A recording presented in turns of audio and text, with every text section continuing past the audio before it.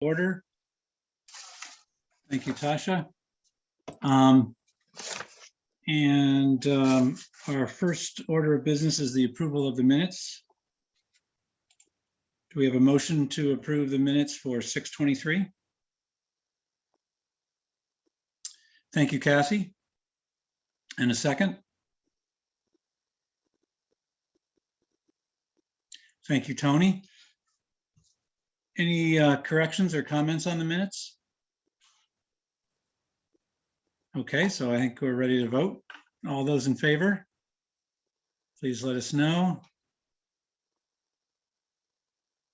And Madison, how are you? What do you think? These minutes look okay to you? Or would you like to? I wasn't here, so I was just Pardon gonna. me. Yep. Okay. Okay. Any abstentions? There we go. All right. Thank you. It passes. And now we're on to the contractor update. So Al, are you? Yep, I'm here. I'll Perfect. start sharing my screen. Can everyone see the photos? The photo with Not yet. Not yet. How about There you that? go. Okay. Yes. So we got some drone photos to start with. This is a picture of the overall building. You can see here that the PV panels on the slope roof are complete. They've started doing the curbing for the bus loop. You can see that the center of island of the bus loop here. We'll see more of the bus loop in other photos. And we have some closer pictures of the outside of the exterior. We'll go to those separately. It's another view from the north side.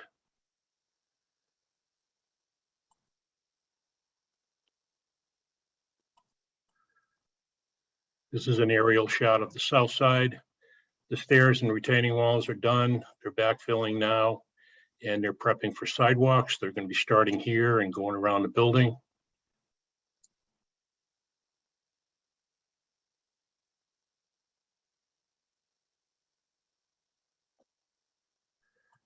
This is an aerial shot of the pump house. We got the pads poured. They're doing the fencing now for the compactor.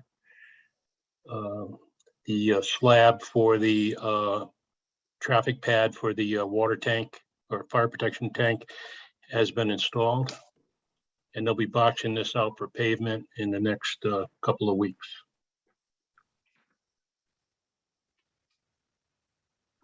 This is an aerial shot farther away. You can see they've started they've done the demo of the existing parking area. They've started the drainage work at the west side. These are the structures that will the water, which all the runoff will go into these structures. So that's ongoing. This is a shot from the other direction. You see the curbing going out to the gravel road. This will eventually lead into the curb cut for the bus loop entrance. Al, on one of these shots, could you show us where the most recent unsuitable soils, at least the most recent ones that were reported to us? I believe it was in this area up here by the end of the bus loop at the road area, right? I was on vacation when they found this, but I believe it's up in this area here. Okay. What's the issue? Just where there were some drain lines, I believe. Yeah, there were some unsuitable soils there that had, you know, they had a darkish color, which we thought was of an organic material, but we just flagged it so that the geotech could come out and take a look at it and give us his advice on whether it needed to be removed or not. This is Adam. I'll talk a bit about that when it gets to the OPM section. Okay. This is a close-up of the building. They've started the exterior abatement. The interior abatement on the 65 wing has been completed.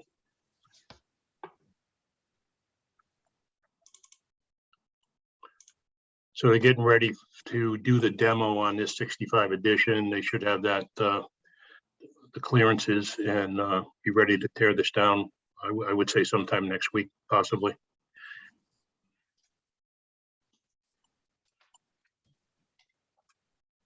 It's a close-up of the site drainage at the west parking area.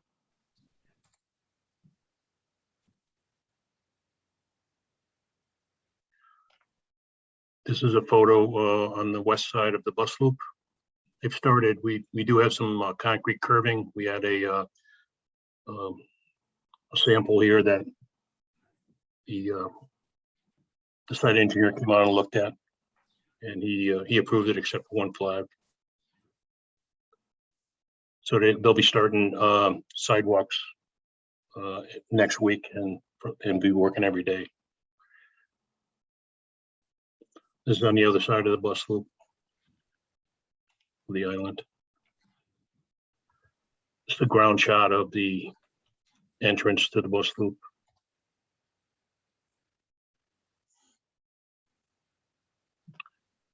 This is the finished site stair. It's been rubbed out, inspected by the site engineer and approved. Recording in progress. Al, I had a question. I was looking at some of the reports in the packet, and there was a reference to purging these stairs. Can you tell me what purging is? Purging is when you take the concrete, you wet it and you rub it with a cementitious material. That's where you get this, like a sort of a uniform finish on the outside. You don't get it's not a rough, if you look down here at the bottom of this stair, that's rough concrete. This has been has a finished purge to it. Okay, and what do you rub it with? Cement, basically, a cement mixture. Yeah. I think of it, Tony, as just like plastering, how they used to plaster walls. All right, so it's not removing anything, but it's adding something?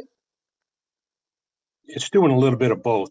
They do grind it with these stones, and then they add the cement-based coating, and then they do like a final rubbing finish on it.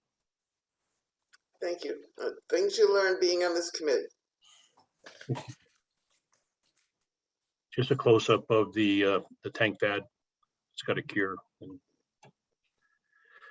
Okay, so this is a shot from the south. They're starting sidewalks right here at this retaining wall, and they'll be working around the south side of the building. And then from the stairwell, they'll be working around the south side of the building by that detention basin. Once they're done with sidewalks, we have all the play structures that go in this area. All the site lighting is in now. All the force main has been installed and is complete in this area.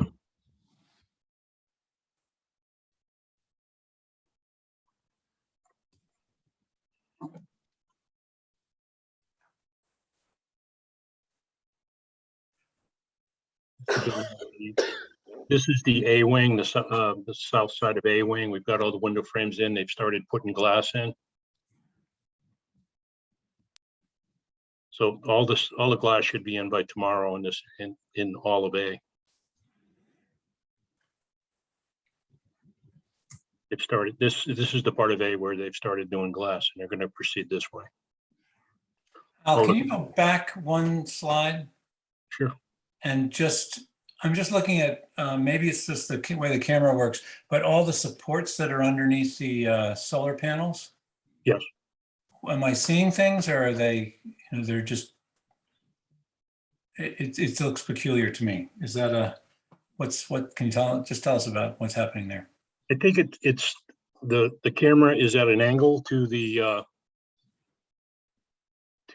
supports. If I was to move over to the right a little bit, you'd see a straight line of supports. Mm-hmm. Okay, thanks. Sorry.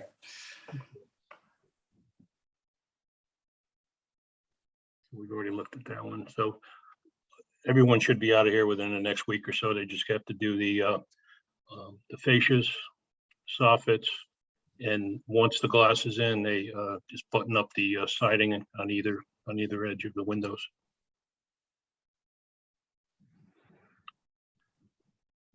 This is the east side. All the windows are complete in this area and the siding is complete. We just need fascias and soffits and we'll be done. The sidewalks come down around from that retaining wall around this back and come over. It's pretty far away from this building, but they'll be starting that next week. And once the sidewalks go in, then we install topsoil and start doing landscape, fencing, that sort of thing. This is area B north. Frames and glass are in. We just have the mullions to do. This is all the underground for the downspouts from the gutters.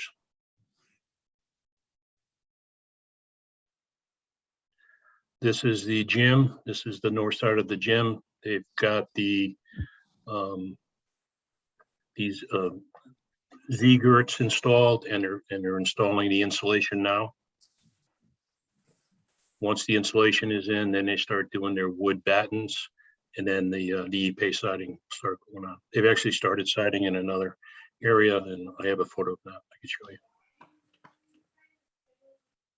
Does that insulation get sealed in any way, or is it just pressed close together? It's pressed close together, and then there's, if you look closely up here, there's wood battens that hold it in place.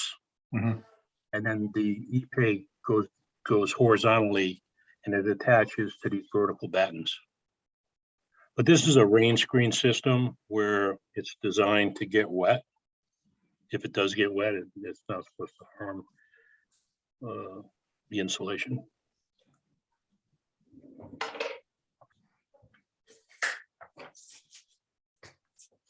This is where they've started installing the EPA. You can see here the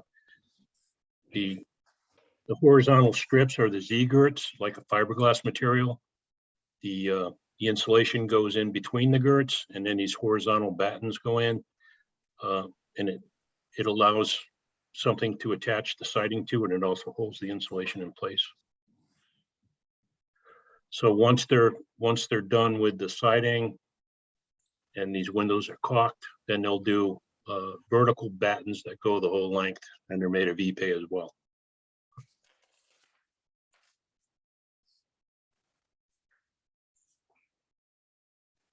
Just a close-up of the dumpster pad, compactor pad. This is the CMU wall between the cafe and the loading dock. So this should be done in a couple of days. And there's a large patio out here. We'll be prepping for that probably in the next, probably not next week, but probably the week after, we'll be prepping that patio.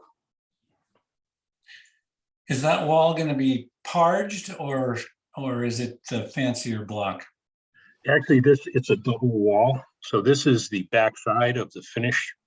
The other side of this wall is finished. It's a ground faced CMU. So it'll be another layer on this side that actually has the finish on it. Did I answer your question? Yes, thank you. Yep. This is the interior of A. Drywall is ongoing.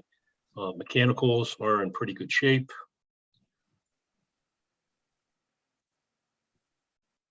They've started the data closets and the data cabling. This is the admin section of A wing. They've done the painting and they've started ceiling grid in the rooms.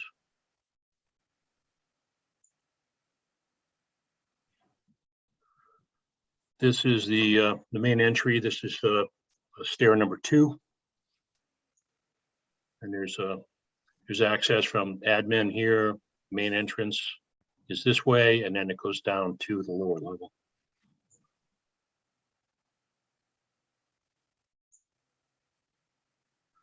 This is the same stair looking at it from lower level.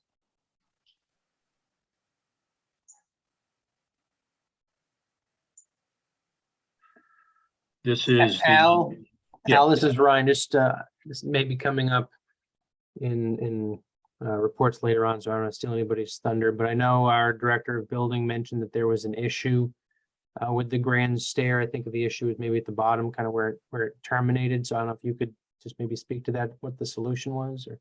Oh, I'm not aware of any issue with it. I have not heard of any issue. Okay, yeah, I don't know what the specifics were, but I know there was an issue. I know there was some concern about it, but I guess if you don't know, you don't know. Yeah, I've not been made aware of any issue with it.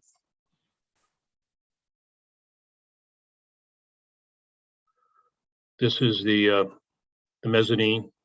They've got the railings being installed now.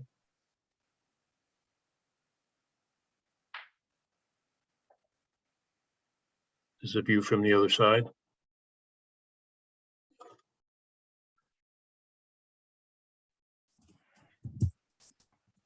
This is area B, lower level toilet rooms are being tiled now, ceramic tile, porcelain tile actually.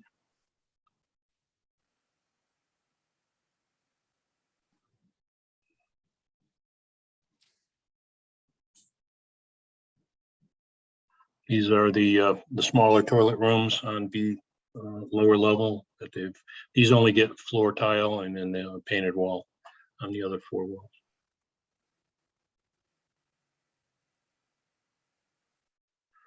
This is one of the classrooms on the lower level. The cabinets are complete, windows are complete, the bench is complete, light fixtures have been installed. They've started dropping their registers, grills and diffusers.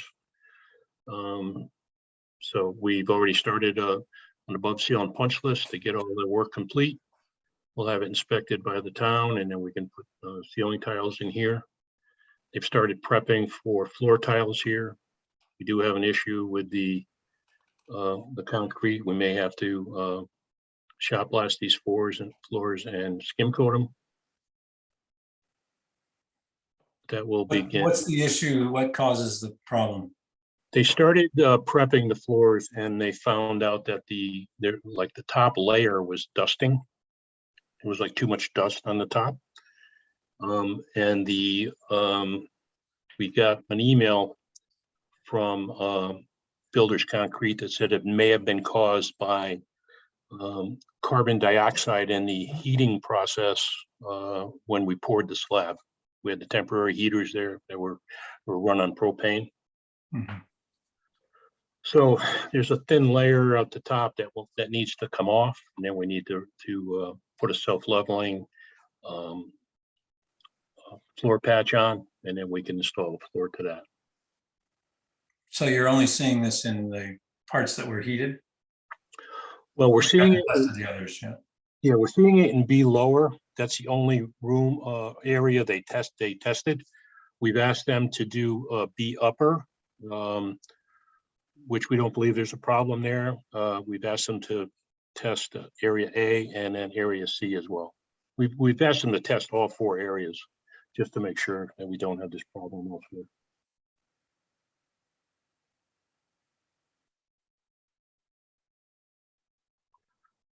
The painter is doing his finish painting on all the window frames. We have all the window glass on site, and that should be going in next week. All the wood doors for area B are on site. We'll start installing them shortly.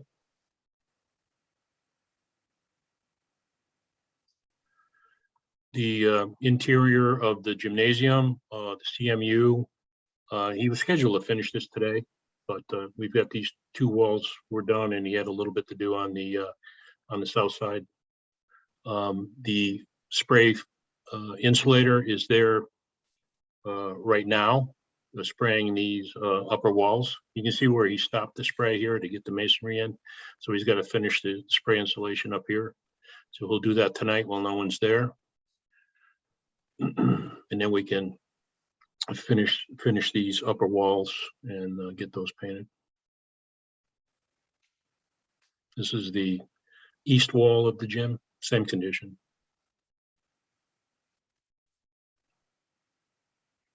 And this is the west side of the north wall, which is the same condition as well.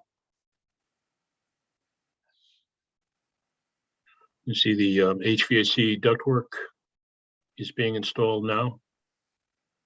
The drywall is done at the stage.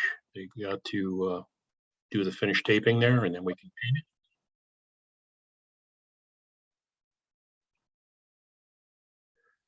And the mechanical electricals are coming along pretty well.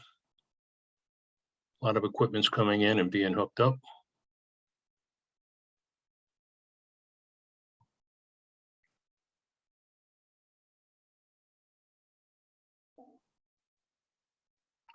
And that is all for photos.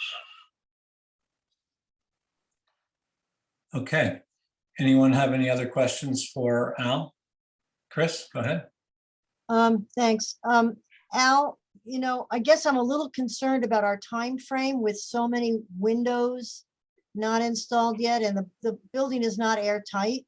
And I know Mhm. there's some areas that we still have to wait for the DOAS unit and all that stuff, but I guess I would have thought we would have been a little farther along with some of the buttoning up stuff to at least get the building totally weather tight, so that more interior stuff could happen. And I wonder how this is affecting the long-term schedule.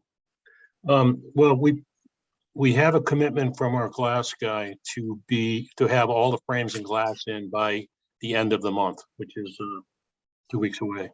So by the next meeting, I'm hoping to report that we're weather tight. Okay. The what will be left after this week is the area C, which is the windows at the high windows at the gym, and the curtain wall entrances, the storefront entrances at the main entry, and the curtain wall at the gym and the cafe. Are you waiting to do the storefront stuff all at once, or you're just waiting for other stuff to happen? He's actually doing the storefronts in area A right now. He'll move next to the main entry in that balcony area. And then he'll move over. Another crew will be on the windows at the gym. Once the drywall is complete at the gym, then the glass guy can get in there and finish up his work. And then he'll be working on the larger curtain walls at the gymnasium and the cafe. I would say the week after next. But by the end of the week, we're supposed to be 99% weather tight. Okay, Kathy, thanks. did I see your hand up? Kathy, did you have a hand up before? No, okay. Anyone else? Al, I'm curious about the wood for the classroom ceilings. There was some talk about that before in prior meetings. Okay. What's happening with that? They're actually working on replacing the furring strips that were installed. The design called for a 1x4 furring strip, and they used a 1x3 furring strip, so they're getting those installed now. We've actually stopped them on installing any further steel. They haven't installed any ceilings, but we put them off installing until we can get. We're in a hot spell right now, a very humid, hot condition right now. Mhm. And we're trying to get more electric service so we can run our AC and dehumidification units. So we put them on hold basically for any new work until next week. Is that wood on site, the ceiling panels? It's on site, and it's wrapped up and stored, but not installed. Anyone else? Okay, let's move on to the procurement log. Okay. That would be Adam, I think. No? Oh, no, Al, you're gonna do this, great. Yeah. So the items in red are the problem items. We have first item is the linear wood ceilings. And we just need approval on the felt pad that runs between the slats. I emailed him today to give me an update on this, but he has not responded to me. That's why the yellow area is blank. Skylights, the next red item. We did get an email on 6/20 that all the skylights will be on site. They're shipping 7-Eleven except for the skylights at stair 2. So all the round skylights in the learning commons and all the other A wing and B wing skylights will be installed before the end of July. Once the skylight does come in for the above the stair 2, we'll have to schedule, if we can get it in prior to substantial completion, we definitely will. But if it comes after that, we would have to do it off hours, either a vacation break or a long weekend or one of those conditions. Al, those are the same issues we had at our last meeting, as I recall. Is that right? Correct. Yep. Do you see any, what's the holdup on the felt, for example?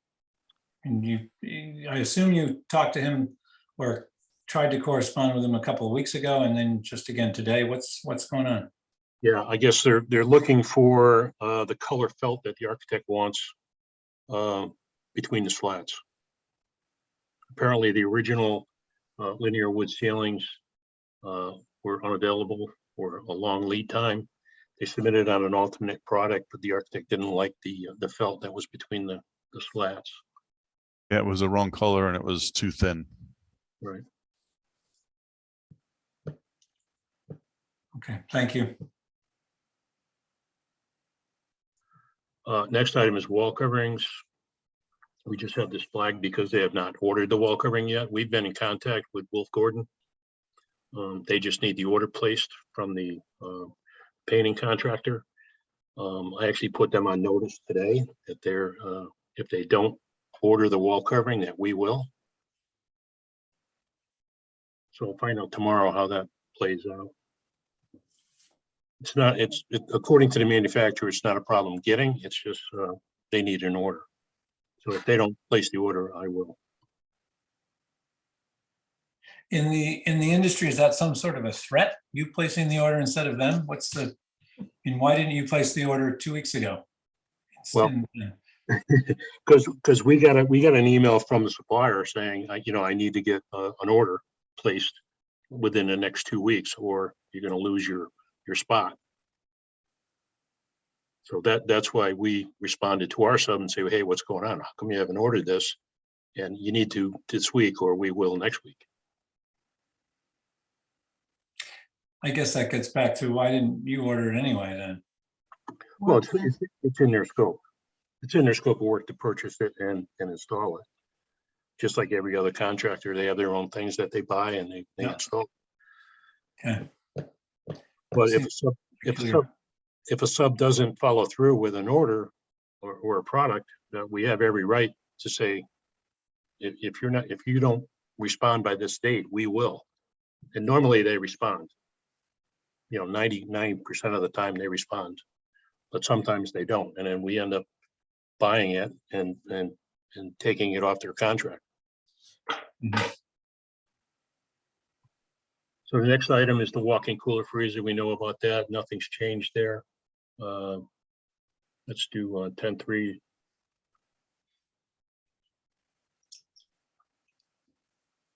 The Doise unit, there's been no change.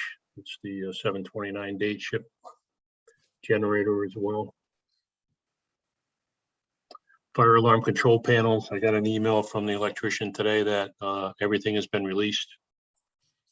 So there will be no delay with any fire alarm. And the rooftop exhaust fans, they were supposed to come this week, but we've got an email that they will be on site next week. So we've updated the date here. They're coming 7/20.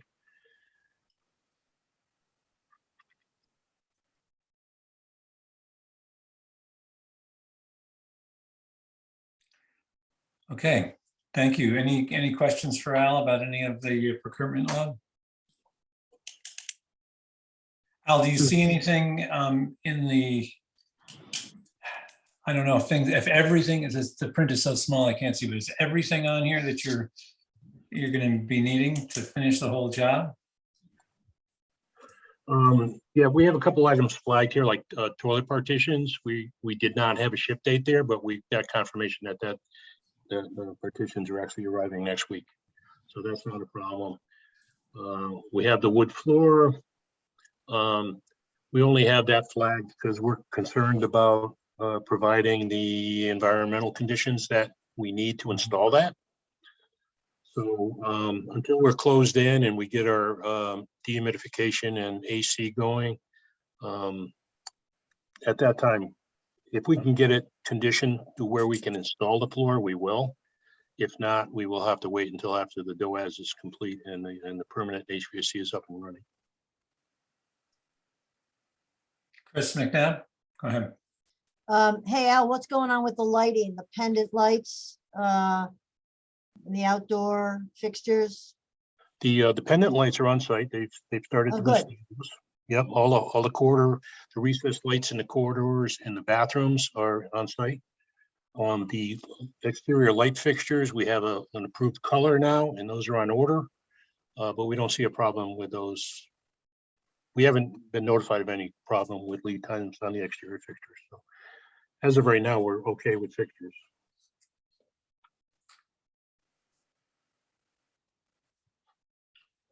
Okay, anyone else? All right, great. Al, thank you very much. You're welcome. Jeff, you're on with our architect update. Yeah, I don't have much. I just have been answering questions, RFIs, and trying to get on these submittals to get them done too. Just did a site observation report today, so that's going to be distributed soon. So things are happening pretty quick. So and other than that, they are making corrections to my site observation reports as we go. So I've been trying to keep a tally of old items that are still open or items that the owner wants to allow for non-conforming work and possibly get some money back in the end. So we're in discussions. I'm in discussions with Abatement Colliers right now regarding keeping that going as well in the field report. So they're moving fast. So answering a lot of questions, trying to turn around things as fast as I can. Other than that, that's it. Questions for Jeff? Jeff, I'm curious, I always want to get a sense, you didn't mention anything specific. Everything that you're seeing is kind of normal, expected, kind of somebody didn't finish something the way you wanted, or what kinds of things were you seeing today? And are there any real concerns that you have? I mean, there are a few items, but I have to be fair and think, well, with this whole COVID procurement issue, things have to be shifted. Subs have to move to a different part of the building. Certain things are completed in certain ways because of a substitution that we all agreed to do. So it's all over the place. And a lot of it is due to some of the procurement items or things that are coming from the plants, like the ground face CMU, for instance, is coming at different sizes. So once we discovered that that was coming from the different plants, instead of it being the dimension that I'm used to seeing a masonry unit, and then we have to cut the top of the block, once we realize what the issue really is, then we have to swallow it and allow them to cut the top of the block. But it is still non-conforming because the drawings show it a certain way. So we'll have to we're not going to tear down the wall. So we got to keep moving unless it's something that is just either not safe or totally not acceptable. But at the same time, I want to just convey to Al that doesn't mean they can be a free for all and point and shoot at everything, because I'm going to be catching a lot of things. So we just got to make sure that we're being thorough, measure twice, cut once sort of thing, and then just try to stay ahead of each other so that we can all have a successful completion. So it gets crazy sometimes, but as long as we're there still a team, we're helping each other out and trying to, in the end, get the best thing we can for the teachers and students, I think we're all doing okay. Okay. Again, any questions for Jeff? So Al, is Jeff catching everything? course I know. Usually miss too much. Okay, good. Glad to hear it. All right, thank you again, Jeff. OPM update. Now we've got for Adam. Everyone. So wanted to just bring up some of the other just sort of side items that are happening in the background to give the committee a flavor of what's kind of going on the site besides just the standard updates that that Al and Jeff were providing. So a number of items that and Al and his team and the town and particularly Joe Luciano from Colliers are working on, or some of these coordination items needed to proceed on some of the work. So for example, one of the big tickets in the prior week was getting the electrical coordination for shutdown of the old 1965 and building, a portion of the existing southeast building, and just disconnect the electricity from that building while simultaneously ensuring power to the concession stand. So the Little League games could be ongoing and the water pumps didn't turn off and that sort of thing.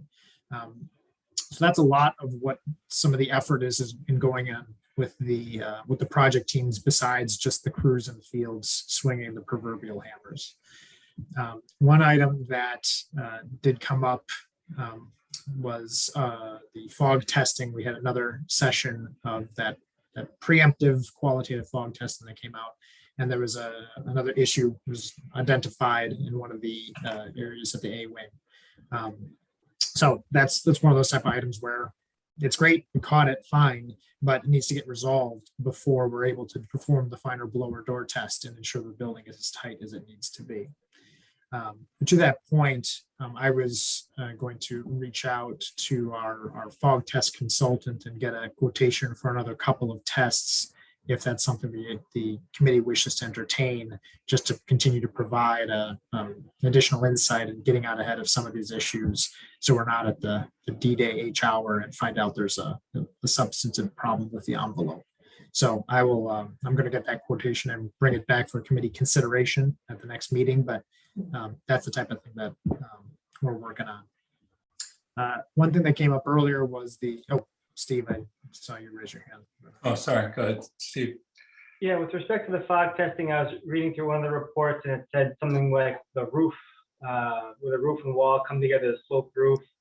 And then there was something about having possibly been repaired with tape. Is that an acceptable repair? And is that something that should have been caught earlier, like by having this mock-up completed? We never had the mock-up done. In that particular instance, I don't know there was a mock-up related issue. The configuration that Steve's referring to that was in the report is like he said, where the roofing interfaces with the wall, and there's a number of layers of air vapor barrier and insulation, etc. And what's happening is that the fog is finding its way through the path and being able to get it to the outside, which the fog is just representative of the air. So if you're pumping in heating or pumping in cooling, it would also find that path and leak out of the building.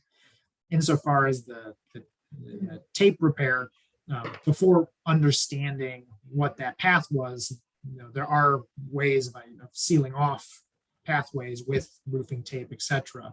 It just didn't catch or didn't resolve the problem at hand because they hadn't come back out and done the fog test yet. So now they have to come up with an alternative repair to resolve that pathway that they've now identified as being the culprit. So it's a bit iterative in that sense. But that, I mean, quite frankly, that was the point of the fog test, was to catch some of these things. Does that answer your question? Yeah. I think so. And is it safe to assume that if we found it in the A wing, it would be the same condition wherever we have sloped roofs like that? Right, that's the notion. And so in the other locations, we know now that that's the pathway. So Al and his crews can nip it in the bud while they're still building it, and not have to figure out what the additional layer that they have to provide to seal it off is. They can adjust something in the wall section as is in order to remediate that pathway. I think from the beginning, making sure that we had as tight a building as we possibly could, so this would perform as a net zero building, has been extremely important to the committee. So I'm sure we would support additional testing to make sure we're doing this right. And I would support it as soon as possible, as soon as we get the proposed repair, to make sure that we're not getting too far down and limiting repair options.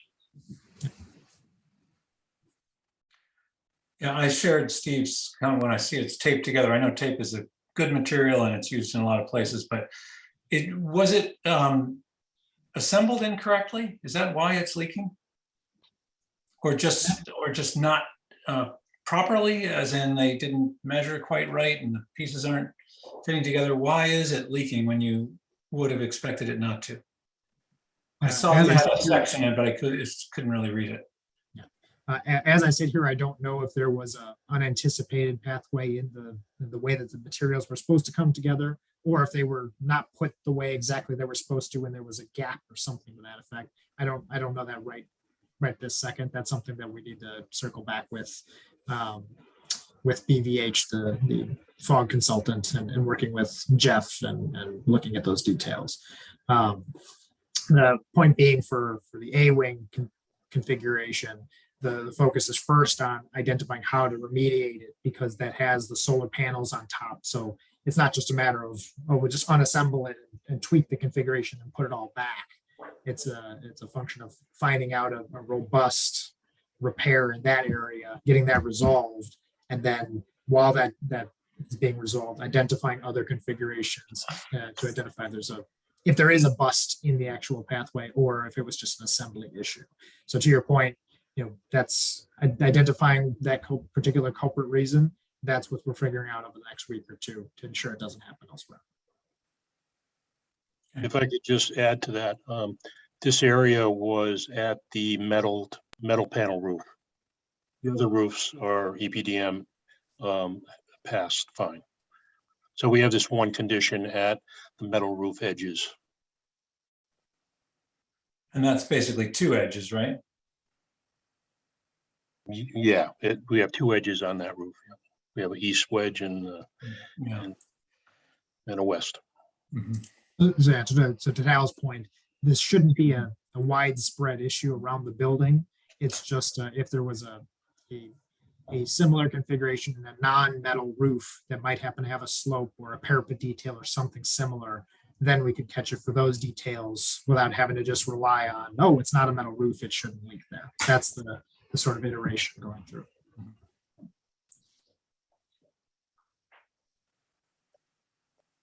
I thought I saw someone else's hand raised, but I wasn't sure.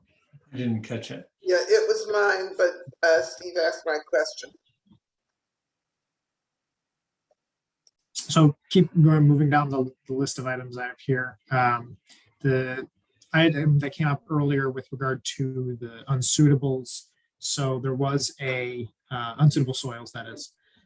There was an area where some utility piping was going to be placed near the existing southeast building, and a pocket of that soil that had the organics and tree roots and some bit of asphalt in it from a prior layer of unsuitable soils, similar to what we found with the foundations, was encountered. It was removed. It wasn't an extensively large patch of the material, but we did have a circle meeting with the various design engineers to identify how to resolve these paths moving forward. The good news is that based on what's left to do at the site, the bulk of it is pavement that isn't anywhere near as substantially impacted as foundations would be. So there isn't an anticipation that any organic materials would impact those pavement areas. It's been underneath the parking lots of the old southeast building for decades and decades and decades. So there isn't a concern about settlement or anything like that. The function is just to identify if there's any areas where utility pipes will be put in and making sure they have the proper bedding. So we've got a good system in place now with Ray, the superintendent, the civil engineer, the testing lab, et cetera, to make sure that if something's questionable is identified, they can get out there quickly without having to pause the work or do anything of that nature. So there probably will be a few more pockets where we'll have to take a look to see if there are unsuitable soils that need to be resolved, but it should be far less than what was encountered with the foundation walls underneath the actual new building. Any questions on the unsuitable soils? Just before I move on.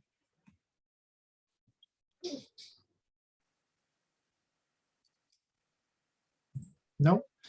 And then the big thing I just want to bring up to everyone is, again, focusing on some of those near-term milestones and eliminating as many risks to progress as we can. So one of the key things that came up in the past week that we were able to resolve was this fire alarm procurement issue. In your packets, in the PCO folder, there was the item that was approved by the subcommittee to change out some of the products for the fire alarm panels. There was a bigger panel that was provided that was available, but really focusing, identifying those items, and eliminating them as procurement risks so the products can arrive on time. That's the type of item that myself and Jeff and Joe and Al and his team are going through and trying to eliminate just one by one as they come up to ensure that progress can continue to be made. And then with regard to the key milestones and progress, I think it was Chris McNabo brought it up in terms of, the windows aren't all in yet. I would have thought they would have been in. The key deliverable insofar as milestones is going to be that September 6th date for furniture. By September 6th, the building minus the DOAS unit that you've been hearing about, and potentially some of the other, the generator, etc. The building should be done by then. And by done by then, we mean that it's been reviewed by Jeff and the areas to receive furniture have been walked through, and any nicks in the paint or this light is slightly crooked, those type of punch list items should be identified by then. So in mid-August, the building should be looking complete. Some areas look pretty far along, like lower B.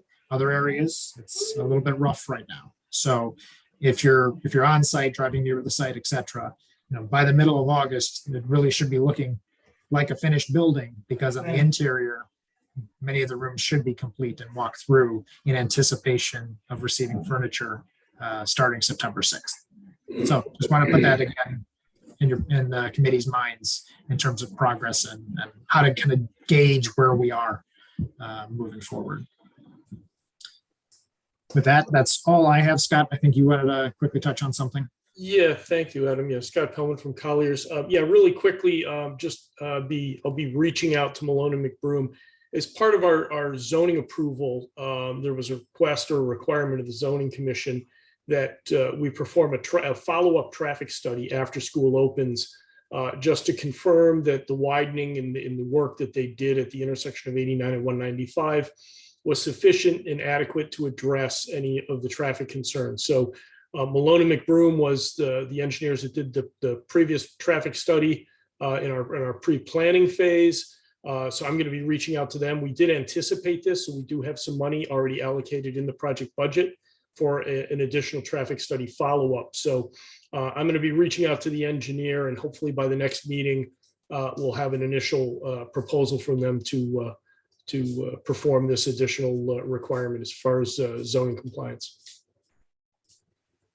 Scott, when would you be making, or when would they be doing that study? The reason I'm asking is, number one, we're slowing down on when we start. And number two, it takes things a little bit of time to sort of settle into some sort of a norm. Yeah, we'll be talking about that. I think within the requirement, it talks about within 3 months of building opening. So it won't be until after the school is open and operational.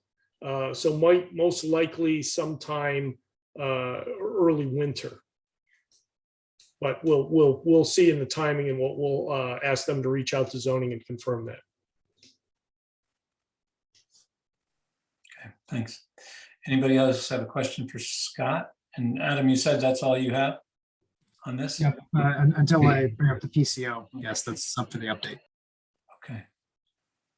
All right. Why don't you continue on that, Adam? PCO, potential change order and procurement review and approval. Correct. So we only have the one potential change order up for tonight for consideration. It's PCO 95, and I'll share my screen here. So you should be looking at the change order. Is that correct? Yes. Perfect. So this is the result of some of the desire from various school and town stakeholders for an energy dashboard that was a bit more enhanced as compared to what was specified in the design documents. So the initial question might be, what does enhanced mean? That was what was deliberated amongst a number of various committee members, Peter Dart and Kelly Lyman, Lauren Rodriguez with the school, etc., to identify what might be more beneficial towards educational programming, student views, etc. So the PCO here for 45,000 with potential alternates for 8,000 and 12,000. It's to enhance some of the graphics by taking the standard website and modifying it in such a way that it presents a more kid-friendly aesthetic. What I can show you is the basis document for this. Just bear with me 1 second.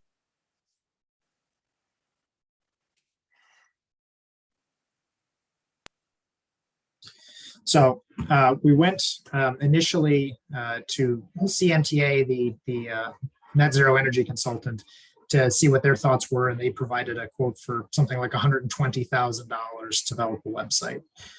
However, in discussion with ABS, they're the vendor for Allerton, who's the control system that the town uses, and they're providing services for this project.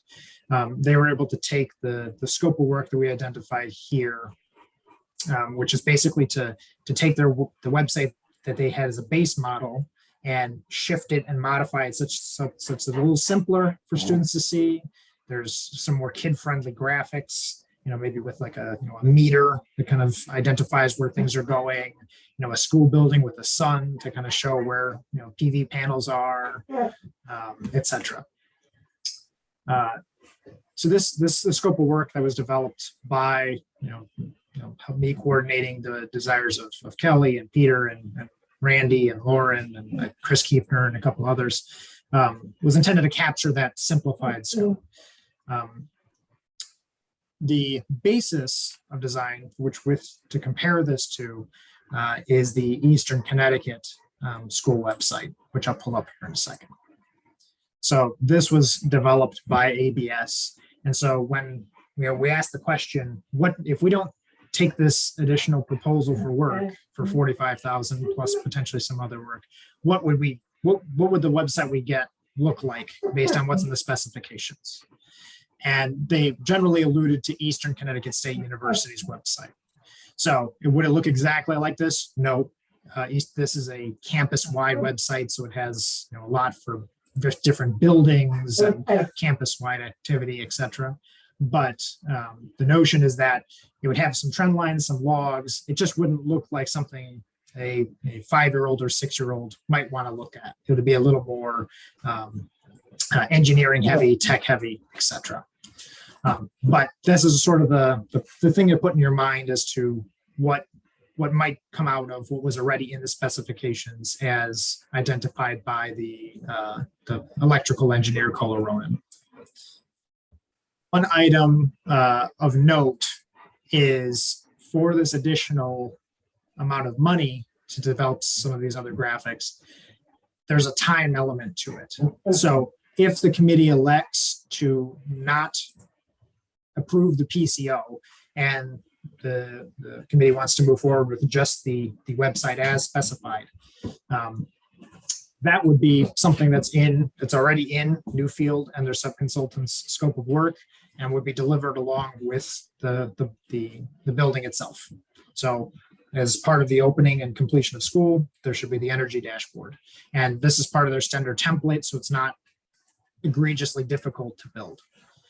For this modified enhanced website, it'd be a custom built website. And moreover, in coordinating with the Allerton vendor, the town vendor, their one website developer that they have to do all these is a bit behind the 8 ball with some of their other work. And so they wouldn't be able to even start this until September, and it would take a number of months to develop. So on the opening of school day, you almost certainly wouldn't have a website, and it might be several more months subsequent to that that a website would be developed. So in addition to the extra cost and just the design process, kind of like what we had for the educational display walls, there would also be a time element where school would open and there wouldn't be an energy dashboard, and there might not be for a number of months thereafter. So that's sort of the high level of what's the substance of this PCO. I can tell you just one other bit, that there are 2 alternates here. What these represent are alternate 1 and alternate 2 are for essentially the same type of work.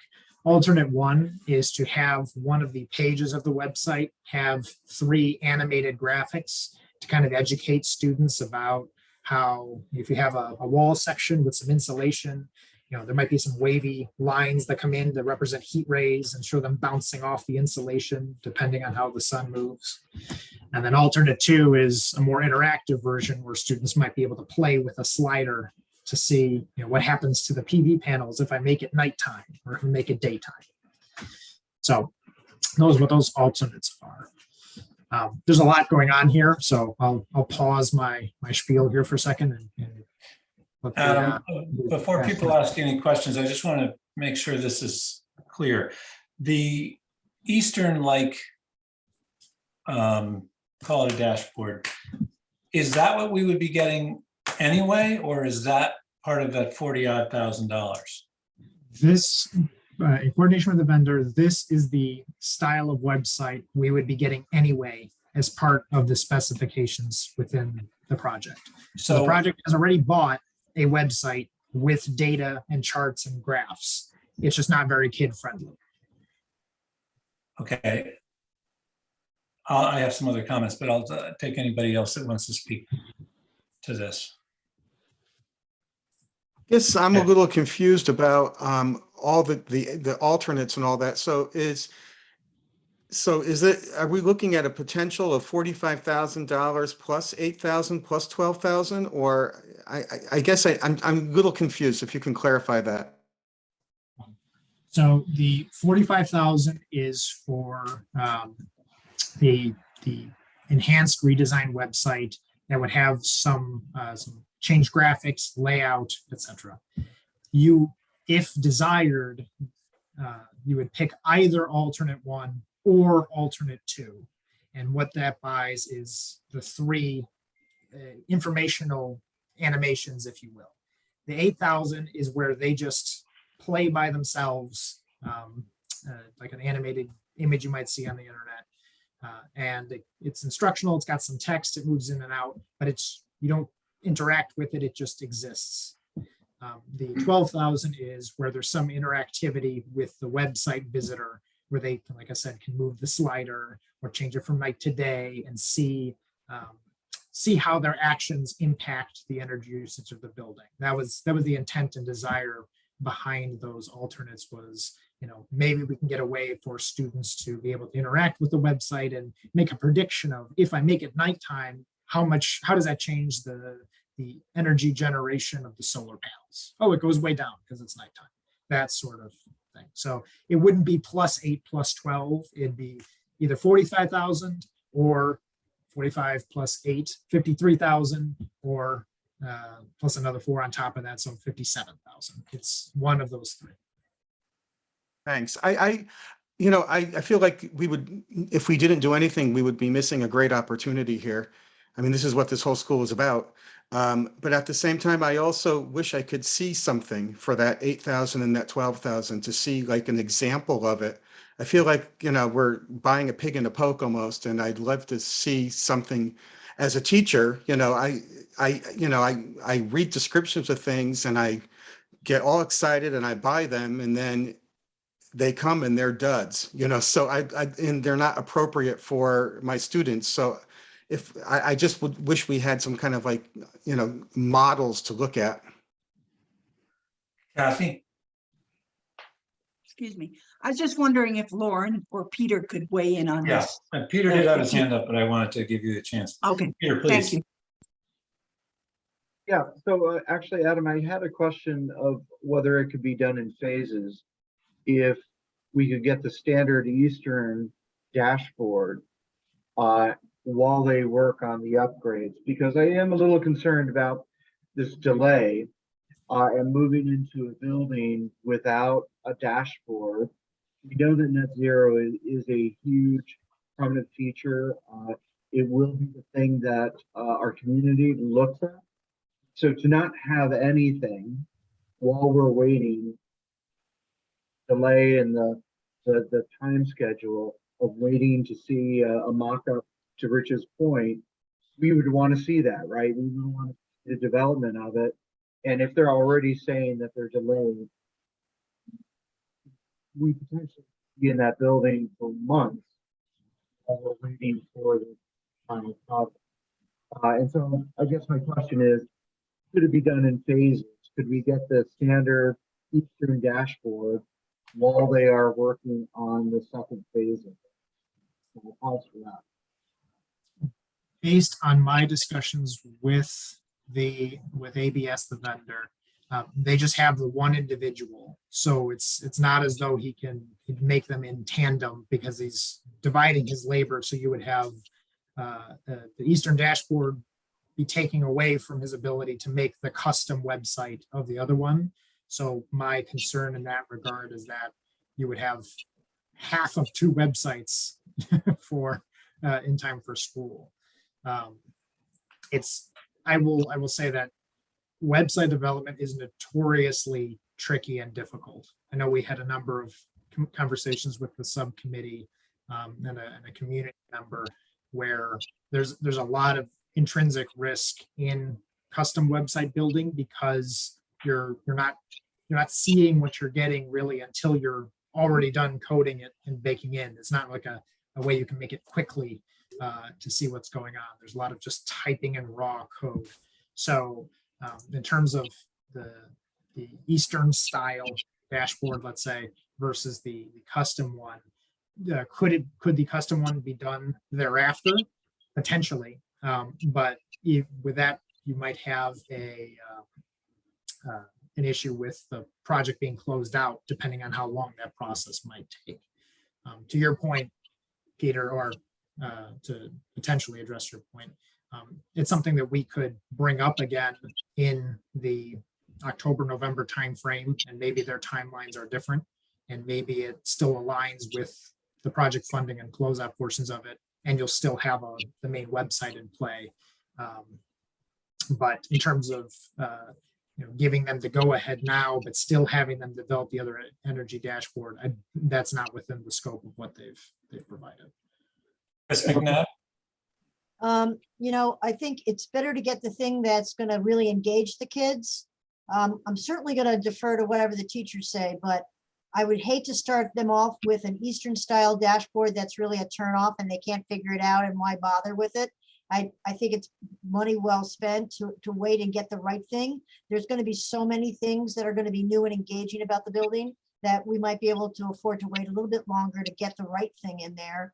And I'm a little bit saddened that we have such a long wait period for this kind of development, because technology is not hard. We don't have to rely on codes all the time. There's lots of very easy things to build with websites. And perhaps we've chosen a vendor that is not, I don't know what goes into this kind of energy dashboard, of course, but I know other websites can be built more quickly and maybe could be something to look into, but I'm sorry that I can't stay longer. So to touch on that, that we did peruse the other vendors, and quite frankly, it would be at least double based on the other quotation to get a custom website from someone else. If I might add to that, this vendor in specific, they're designing the dashboard for the building management control system. So I believe it's Allerton. So we just asked when Allerton, who is controlling all of the building functions and all the sensors and everything that makes the building talk to itself, that's an automated control system you have in just about every modern building now. But what we asked them to do as part of their submission is include sort of an upgrade. So we already have that upgrade that we understand would give the educational feedback required, but necessarily isn't as fun from a usability standpoint for the students. So either way, Allerton is going to be putting together the dashboard to control the building. And it has little, icons of motors and fans, and you can get readouts and see how the building is functioning. And we own that. We asked them to augment that, but we've kind of asked them to go down a path that isn't their norm, let's say. We thought it was a more cost-effective when the entire team reviewed it. We thought it was a more cost-effective approach to try and get us where we wanted to be without spending $150,000 and having a separate dashboard that would integrate then into the building management system. So you have a building management system and then a separate dashboard that gathers the data from that BMS system and puts it into a format that maybe works a little bit better for the kids. You mentioned teachers, so Lauren, could you speak? Rich has spoken, but could you speak to your views on this and how you think it might ride? Sure. Thanks. I appreciate what's been shared. When you look at the Eastern dashboard, it does appear to be geared towards people who are older. We're talking about preschoolers, graders, and Rich is sharing the importance of having an opportunity to make sure that it fits our context. I think makes good sense. But I also agree with Superintendent Dart's feelings that this is a core of what we were really hoping for the building. So I'm a bit perplexed myself in what is the right next step. When Chris shared that it doesn't make sense to put something in that doesn't quite work, or that is going to turn teachers off quickly, I think that really captures the essence of teachers who are in the midst of trying to, make all the changes necessary to make the building come alive. So I do feel like a lot of what's been shared is similar to how I'm feeling about it as well. I hope that's helpful. Anyone else? Chris? Oh, yes. Thank you, Tony. Go ahead. Anybody have any idea what the lifetime of this kind of technology is? That's a great question. Adam? So I spoke with Jamie, the IT director, and we had a meeting actually with the vendor to identify security protocols and things of that nature. And one of the issues with a custom website is that not today, not tomorrow, not within a year, but at some point, there's going to be some update or network upgrade or what have you to the server systems with the town or with standard Microsoft products, when your computer has to go through its updates. And every time that happens, there's a chance that the coding of the website doesn't jive with what's going on with the new server update. And so either there'd have to be more money to get the coder out there to reconfigure it, or that it just doesn't work. Jamie and his crew identified that they don't have the know-how and ability to custom program websites like that, particularly when coming from a third vendor. So there isn't a specific shelf life that's known. It will definitely work for 2.5 years and then break. It's not like that, but there is, like with everything, websites need to be maintained. And when it's a custom solution, that's not just part of your standard website building protocols where they update it, maintain it for you. At some point, there's a chance that it will go down. What that time frame is, like I said, likely not a year is what my understanding is from Jamie, but it'd be interesting to see if it lasts for 2 to 3 or 5 years without some sort of maintenance upkeep on it. Tony, Does that mean that we have to sign a service agreement as well as the cost of original installation? So it wouldn't be a service agreement, but if there were changes needed or updates needed, at the bottom of the proposal, there is basically there's an hourly rate. You come up, you identify what their current rates are, and you get them to provide you a quote to do what it is you need to do, whether that be change the color or updated to match the new server requirements. Okay, so these prices are not the end of the story, obviously. Correct. Thank you. Peter, you had a question you want to go, or do you want Steve? I'll defer to Steve and then. Sorry, I'd definitely rather hear Peter's question, but is this a reimbursable expense? I'll take a stab at it and then let Scott overrule me. I know there are concerns with software and things of that nature. We could, however, frame it as a educational tool potentially, but again, I'll let Scott identify that better. Yeah, typically software development, that kind of a thing would not necessarily, or long-term, if there was long-term maintenance agreements, they don't pay for that. Typically it's a 1 year and you're done with the state. Certainly we can ask, and again, I can't speak for the state. We can certainly pursue it. Probably not is close enough for me. That's But fine. my gut would tell me probably not, because there's nothing tangible. It's software development that you're paying for. That's fine. And then in terms of just wrapping my head around the numbers, you mentioned that we asked Allerton in their initial bid spec to have this kind of custom thing in their bid.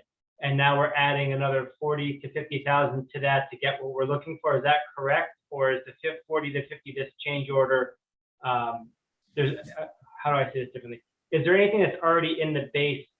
And this is on top of that. Yes, if the committee does nothing, does not approve this change order, the project will receive a dashboard similar in style to Eastern Connecticut, because that's what ABS's standard template is. Okay. And it will show data about what's being generated, what's being used, etc. And do we have a rough idea, if we told them we want to go with a different vendor, would we receive a credit back for some portion of that? Potentially, it would be very difficult to identify what that value would be, because it's software development. Colliers and TSKP are very good at identifying construction-related items, but web development's a tricky subject. And because it's a standard template, I'm not sure what the credit might be for that. Where I'm trying to go with this is, it seemed to me like the committee, and maybe I'm completely wrong, we like CMTA's dashboard. It was just really expensive. And so I guess I'm trying to understand how much more expensive it is if we're looking at spending $50,000 or $60,000 more versus theirs is 150 or whatever. 125 is what I remember, right? 125. What's the delta between what we have to spend to get something that we're not really sure of, or we saw theirs? Maybe that's the right solution. Even we just bite the bullet on it. Can I jump in on that one, Chris? Go ahead. With that, there are still all the same intrinsic risks as we have with this particular vendor. And moreover, we don't even have a relationship with CMTA. So the time risk is, quite frankly, even greater than with this ABS website. So, for all intents and purposes, if nothing is approved, the contract states there'll be a dashboard in place when the building opens at substantial completion. If the committee approves this PCO, I have been assured that it's basically guaranteed they're not going to physically be able to build it until multiple months after September. If the committee wanted to mix it all together, try to get a credit and go to CMTA, number one, we'd have the procurement issue of we'd have to go out to bid because it's not a change order as part of a contract. So it's not like you could just go with CMTA. And two, they have no relationship. They don't have ABS systems in play. So the money aside, I would suspect strongly that there would even be a greater time lag in trying to work through that relationship. And you still might not get, I forgot who brought it up earlier, but I think it was Rich, about wanting to see what the product might be in order to say, oh yeah, that's great, let me buy that. All the same risks are there as well. So even with this PCO for 40 some thousand, there's a very real chance that what they have developed might not tickle the fancy of the end users and might not exactly work in the way that is intended or designed. because it's web development and software development, and it's notoriously slippery and difficult to identify. So I do want to make that clear that, you know, going with CMTA or getting this enhanced version doesn't necessarily mean that the desired intent of a more student-friendly experience will be achieved just by the raw nature of the process. Then I guess my closing comment would be, if we can't be confident that we're comfortable with what we're going to end up with, I would probably be in favor of just going with the standard dashboard. We have some phenomenal teachers who can probably pick a data point to track for kids, figure out ways to get kids engaged with that, and then let's reach out to either our community or UConn or whomever and come up with a better solution for this. It seems like this would be a really awesome opportunity to collaborate with UConn. We have a School of Engineering, we have, you know, computer sciences up there. Is there some way we can collaborate with some professors and some students that can come up with an energy dashboard that could be something that they could be proud of and we could use? We have School of Education up there. Maybe we kind of like collaborate with all of them. But I don't know that I want to spend $60,000 if we're not really sure what we're going to get. It feels a little bit. Thanks, Steve. That's all for me. Thank you. And now, much anticipated, Peter Dart. Thank you. And all these are great points. I would just offer a couple things to think about. One is the audience. You know, remember the access point isn't just the front entryway. Right? You know, that there could be a screen with this on it, but it's a live link. And to this point, teachers, when they lean into teaching about net zero, more than not are going to design a whole lesson around this. And with the ease of Google, you can find a lot of those graphics to quickly illustrate points that you're grabbing. I think the primary audience, to be honest with you, will be the adults who are fascinated and very proud in the technology of the building. Having been in actually Connecticut's first LEED plan, I worked with Scott, a very similar kind of screen in the entryway. It's very exciting the first week or so, but that's about it. And then it becomes schoolwork, right? Then it becomes part of a lesson. It's not something that kids typically will be drawn to on a day-to-day basis. They certainly wouldn't be stopping in the entryway to interact with it. And so I think we will have to really think about, you know, we will have the data, and that data will be used in some format by our teachers, regardless what platform and what website it looks like. We're going to design things around that to build, you know, understanding of it. And so I think the Eastern dashboard really meets the needs of the community that's going to be checking in on the net zero part of it, and that there has to be some trust that teachers are going to naturally and intuitively grab some of that data from that dashboard and digest it and present it in ways that are very appropriate for kids. Thank you, Peter. You did not disappoint there.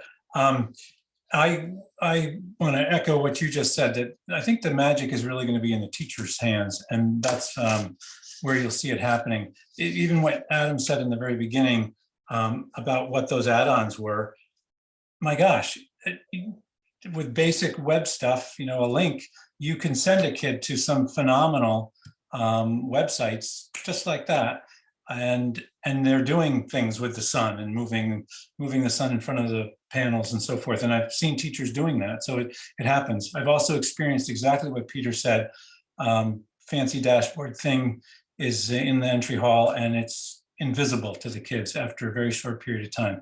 It is the adults who are, and it's, in our case, it is going to be community people who are interested in it. And it is an important thing, but it's going to be, you know, it's not going to be the amazing thing that we all are imagining, because what is that thing? And so actually what I would encourage people to do are two things. Thing one is to look at the Eastern website and poke around on it and see what it can do.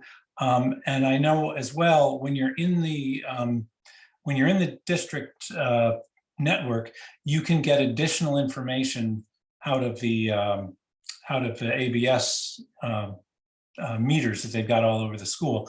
And that's one of the things that teachers are going to be encouraged to use, especially at the middle school and Kelly's thinking. The other thing I've forgotten, of course. Oh, and the second thing is assignment for everybody is 1, go to Eastern, and 2, look around for the amazing website that you think would be incredible to have. And fine, if we can move ourselves toward that, great. But if it's just this like, oh, we just want a magic website, I don't know how we're going to get there unless we can give a few examples. As somebody, I forget who asked for that, is it Madison? Some examples of what it should look like, some things it should do, and get some ideas from teachers of what they want it to do. So I don't think it's beneficial to rush into it, especially as Scott said, it's not reimbursed. We're not in a crush for it. And what we'll get, I think, is going to be perfectly functional and nothing disappointing. Yeah, and if I could add, Chris, I believe, and I'd have to have the design team confirm this, but what you did buy was some additional control points or additional data gathering points that you're getting, that allows you, again, potentially in the future to design a site that maybe is more kid friendly. But if at this point, I'm not sure you could quite go back because they included some additional control points and points to gather data that you own as part of your base bid. Right. That gives you the feedback from the building management control system that allows you to gather all this information. And I think now it's just a matter of ultimately, is there a different format in the future you can use to present the information that's pulled in by the system? Mm-hmm. Okay, anybody have any other questions or editorials? Tony? So we are deciding to not decide this time. That's where the consensus is headed in my mind. It sounds like you would know better than me. Do we table this? Do we simply not, does somebody present it and then doesn't get seconded? I don't know. Or do we just put it aside? I have a couple of questions. Granted that it's not going to go in place, but when's our next meeting? July 28th. July 28th. I would say that we have to come to that meeting prepared to make a decision, because the longer we dilly-dally, the longer it's going to take to install the thing. But Tony, you do understand if we don't do anything, we get a site similar to Eastern's. Yes. And yes. I think it behooves us all to look at that site and see, is it really crazy far off the mark? Is it unusable? Is it, and then again, what do we want? And from what Adam is saying, all these comments about it aging itself out, subscription fees. And I remember that with CMTA, they had some tremendous fee. I don't remember, was it $5,000, $7,000 a year to keep it updated?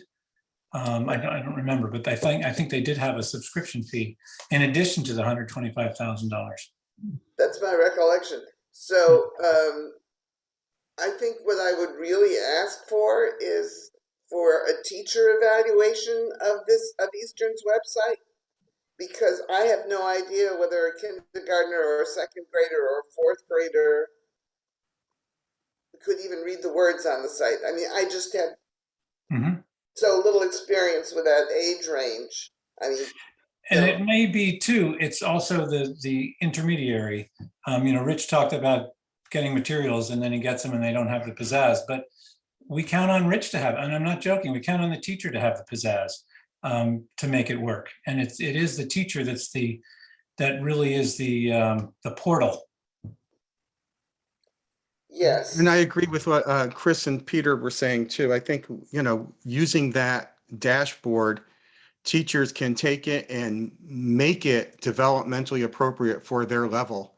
That dashboard, I teach first grade, that dashboard is not going to work in a first grade classroom, but we can take the data from that dashboard and we can snap Unifix cubes together to show how much energy we used or something like that, something that's a lot more appropriate for the age level that I teach, and other teachers would do the same. So are you suggesting that teachers can manage with the bare bones site?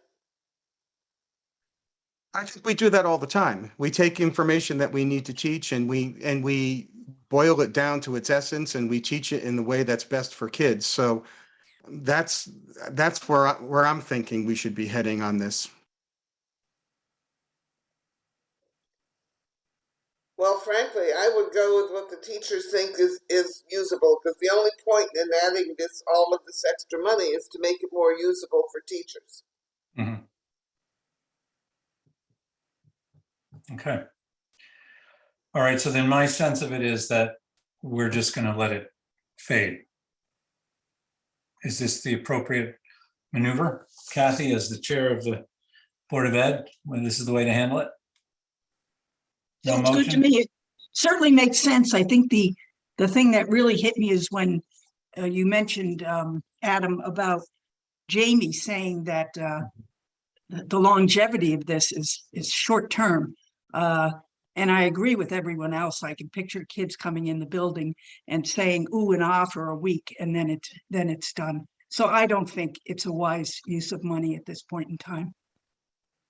Great. Okay, so we just, we're not even going to make a motion. All right. Any other comments on that? Our next item is opportunity for public input. Brian. I hope you can field a couple of questions for me today. Thank you. We just received water tests. I think were done on the 2 new wells on July 6th, and Ryan received them last Friday, the 9th. And they show action levels of lead. And on the test, it says entry point. Now, can someone tell me what the entry point is? The entry point is before the water goes into the school plumbing system? So, Brian, I think the convention with public participation is that you can, make a comment and so forth. But I think this is an interesting question. We'll see what we can find out here if the information exists among this group. Perhaps Alan or Ryan, you could respond to that, where the test was, where the water was drawn. I think Alan can give a more specific description of where the water was drawn for that specific sample. Okay. Yeah, this is Alan. It was taken from the existing well house right now. Okay, so that's before it goes through any other plumbing. You're saying it's probably just went through the plastic pipe in the ground and that's where you're testing it? Correct. Okay. But you're taking it through, Alan, you're taking it from the existing well house, not the new one. Correct. Right. But So it's still going through some old equipment. There is a wee bit of metal piping in that well house, by about 20-30 feet of it. Okay. Do you know the age of that piping by chance now? It's about 10-12 years old. Okay, so it Go ahead. probably would be lead free if I were to guess on that. I would pretty much agree with that, yes. Okay. The existing wells, the wells that were serving the school prior to the new wells, have they been completely abandoned and sealed and cemented? Those have, correct. Okay, and then on the site, soil suitability, I hear you're running into some organic matter, some asphalt pieces. So the old timers have been telling me that site at one point was used for road sweeping dumps and stump dump. And I would like to, verify that or discount it some way. Would it make sense to test any of this unsuitable soils that you're pulling up? Well, if our interest is in the water, we should be paying attention to the water. And I think the issue would be, can we treat the water if it in fact is a problem? Yeah, if the water, what I'm getting at is maybe possibly road sweepings would be a source of lead, seeing that we use leaded gasoline in those days. And I'd be interested to find out, to either verify or discount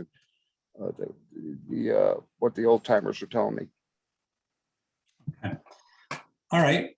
I can speak to that very quickly.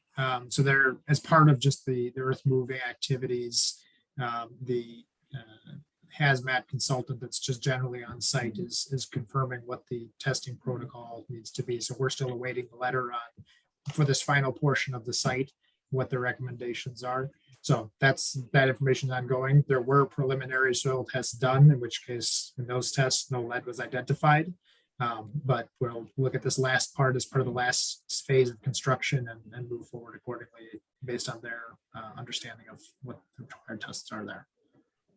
Now, when was the previous tests on the new wells prior to July? I'm sorry, Brian, if you have a number of questions, I think the best thing for you to do would be to, write them out and get the data you need through the people that, would be best able to do it. This committee is really probably not the best place to do that.